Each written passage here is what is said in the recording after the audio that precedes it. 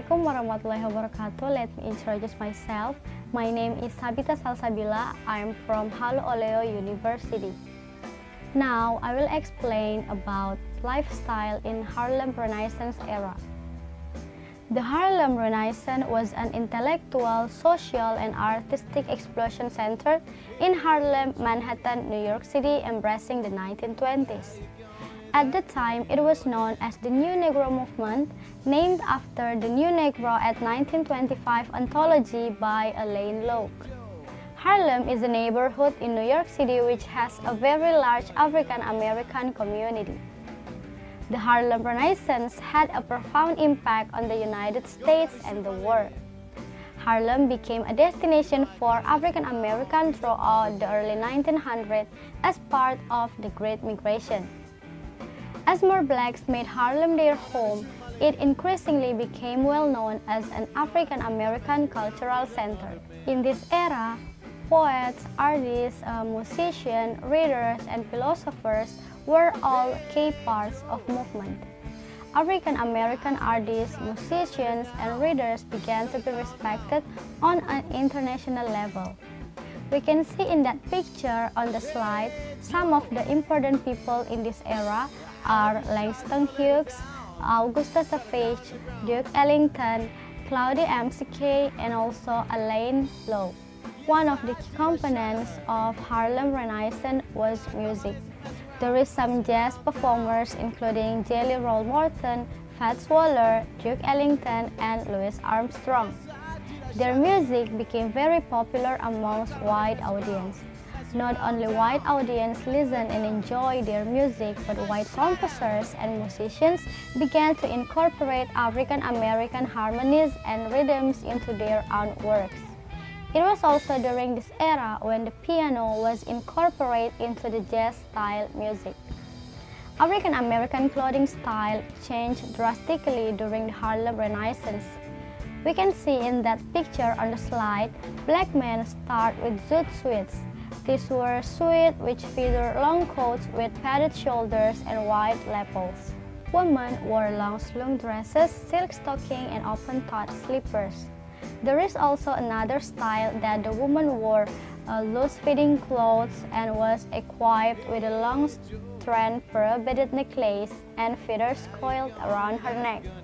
Harlem Renaissance fashion was used to convey elegance and fun and needed to be created with dance style alive in the 1920s. Both genders also wore hats with wide brims. Leopard skin items also became popular as they were seen as a connection to traditional African garb. African Americans expressed respect for their heritage through the fashion for leopard skin coat, which demonstrated the power of African animals.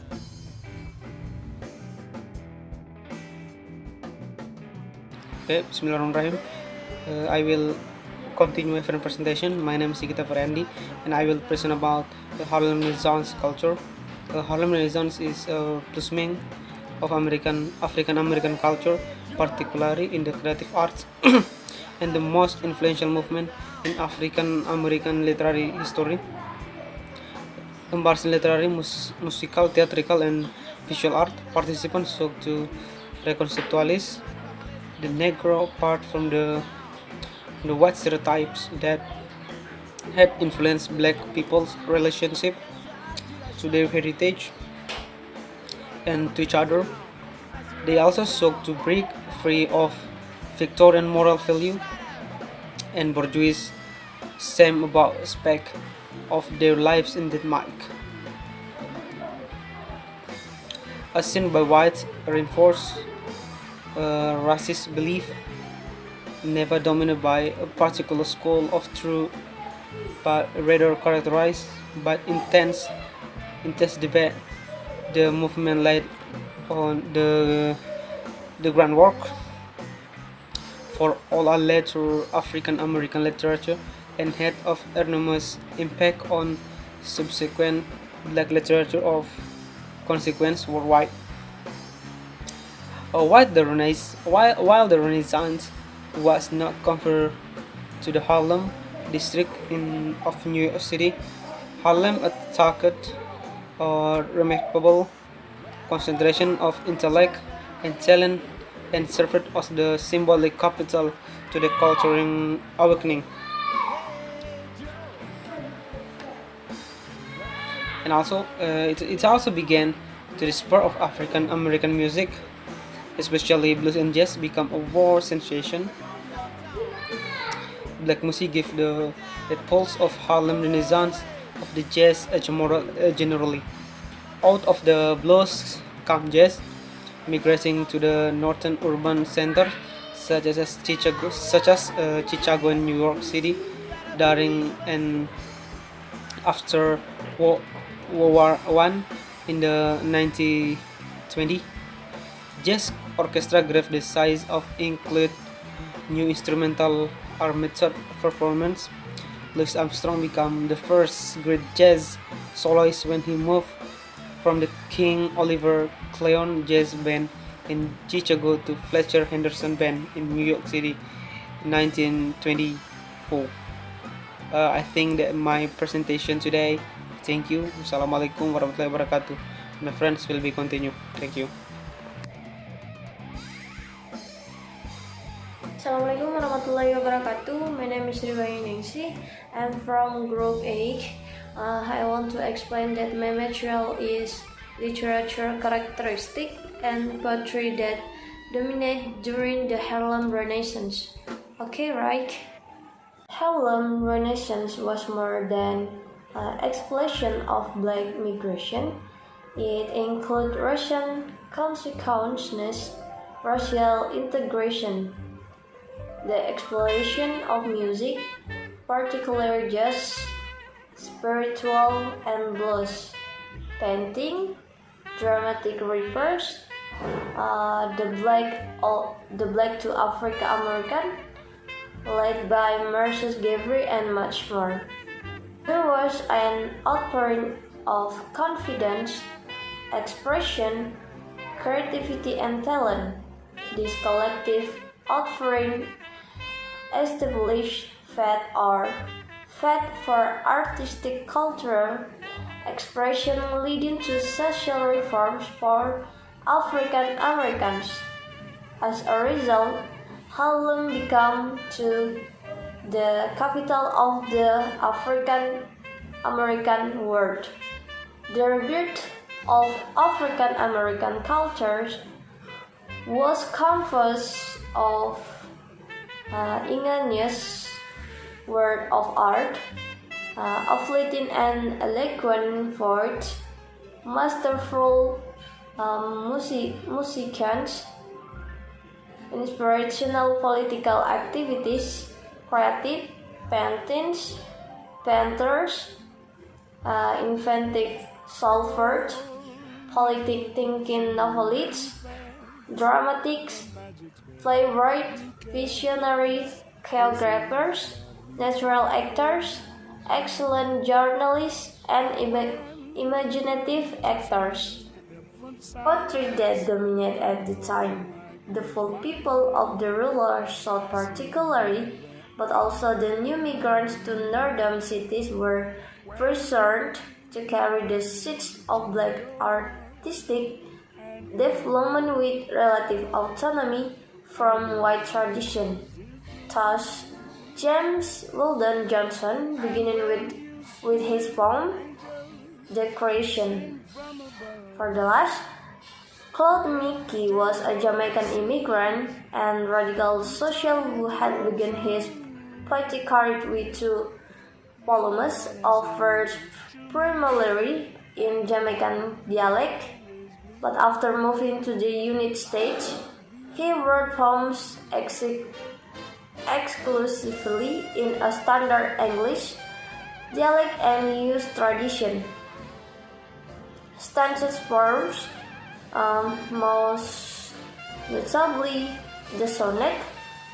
He turned these forms to new use with forms of political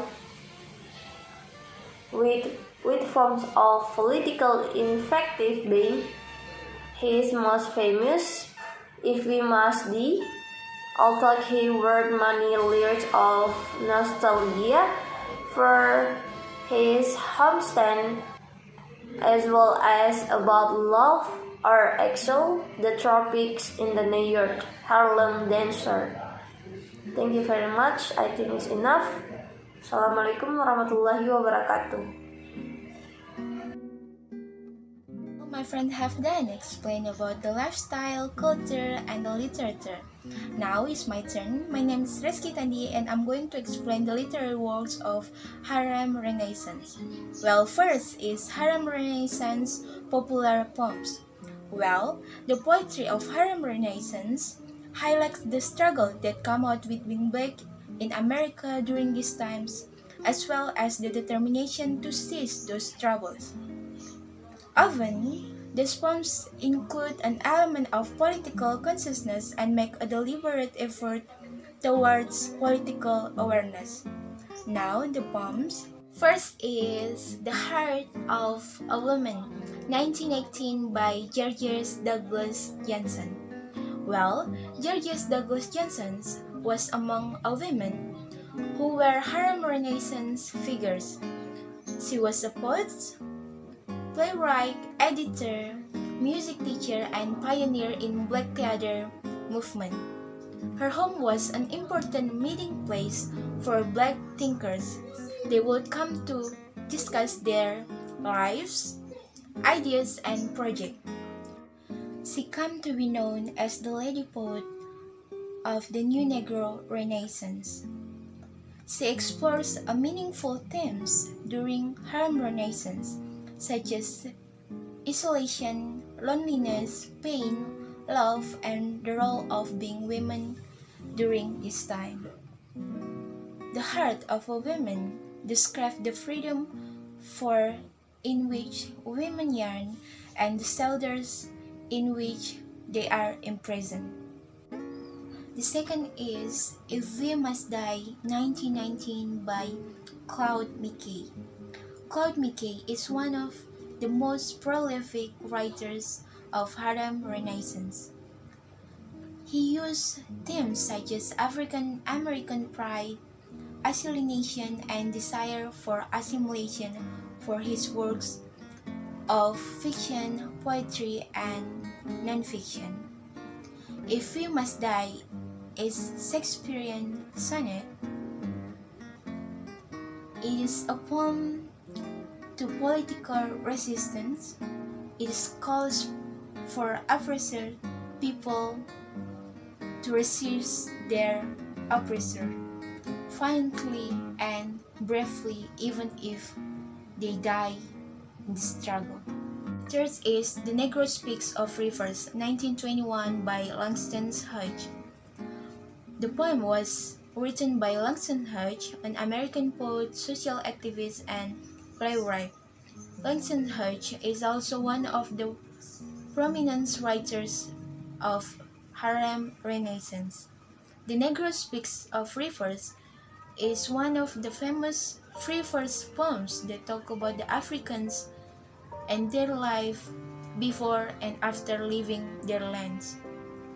The poems presents the voice and the memory of Africans that forged into slavery, including the time when Abraham Lincoln fought to abolish it. The speaker speaks from the depth of his heart and provides glimpses of his heritage, memories attached and an ancient rivers in Africa. The fourth is The Black Finger by Angelina Weld Grimke in 1923. Angelina Weld Grimke was a poet, playwright, author, teacher, and was a prominent writer of Harlem Renaissance. The poems appears to be a questioning of faith to African American during the Harlem Renaissance. The fifth is Incident 1925 by Conte Porter Cullen. Conte Porter Cullen was an American poet and one of the finest of Harlem Renaissance. The poem is the effect of racism in youthful innocence, and contemporary Cullen write himself as 9-year-old boy that reading along with his head and heart filled with gleam. In other words, he is innocently happy as much as young boy at that age would be. Now we are going to move Harlem Renaissance popular short story by Zora Neale Hurston. Zora Neale Hurston is one of the most important figures of Harlem Renaissance. Zora Neale Hurston published more than 50 short stories.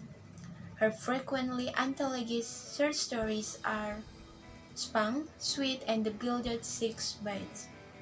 Spunk is about the two main characters fighting for the women that they love. But some stories end happily ever after, but the others end with tragic. Spunk is about two main characters named Joe and Spunk fighting for one woman that they love named Lena.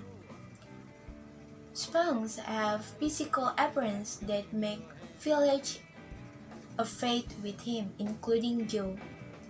But Joe married to Lena, but Spunks won her as well.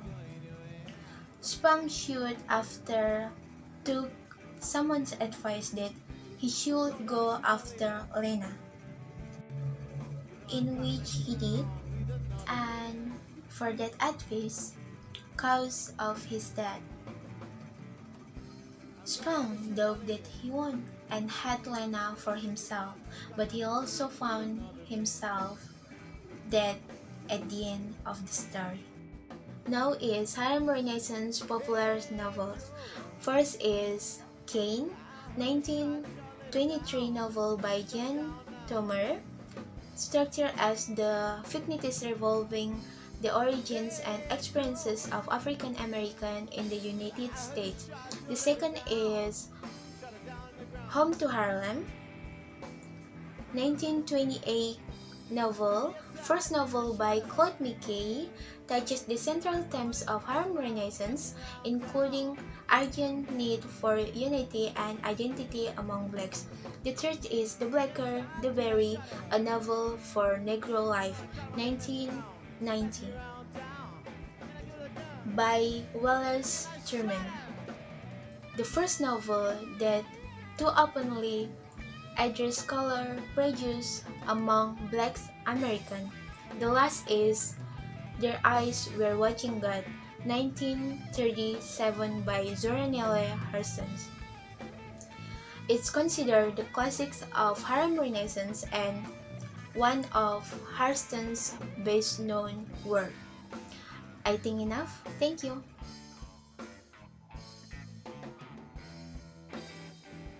Well, thank you friends for telling us the interesting story about Harlem Renaissance era, but this time we're going to talk about how the society portrayed within the literary work. So as we all know that the main goal of the black movement during Harlem Renaissance era is to show the people that American Negroes is also a capable individual. However, during the period, American Negroes also deal with interracial prejudice with West Indian. West Indian is American Negroes which comes from Caribbean islands. Although they are the same Negroes, but they have something different in particular, such as their idea towards slavery. As you can see that the influence of West Indian Negroes was to be felt during the Harlem Renaissance. Their class consciousness gave push to the Harlem Negro. Okay, so and then all of these ideas are concluded in one literary work that I think is suitable for this era, which is The New Negro. So The New Negro is an anthology of essay, poem, and fiction stories written by Alan Locke in 1925. Which interesting about this anthology that this anthology is an interpretation which dives into how the African and American talk to social, political, and artistic change. The first idea that the Locke tries to draw in this anthology is the theme of old and new Negro. So the old Negro, according to Locke, was a creature of moral debate and historical controversy, which the new Negro, according to Locke, is new Negro which has an understanding of oneself. So this is describing how the intellectual of American Negro has evolved. Okay, another idea that Locke tries to introduce in this book is the idea of jazz and blues during the Harlem Renaissance society. So Locke said that jazz and blues was a legacy to African American people. As he said, jazz age was a spiritual coming of age. This book also introduced us about the idea of rebirth and renewal of the American and African people, since it illustrates that the idea that American Negroes is able to do anything that they want as equal as the white. Last but not least, after Locke published New Negro, this seemed to be a purpose in trying to demonstrate that African Americans were advancing intellectually, culturally, and socially.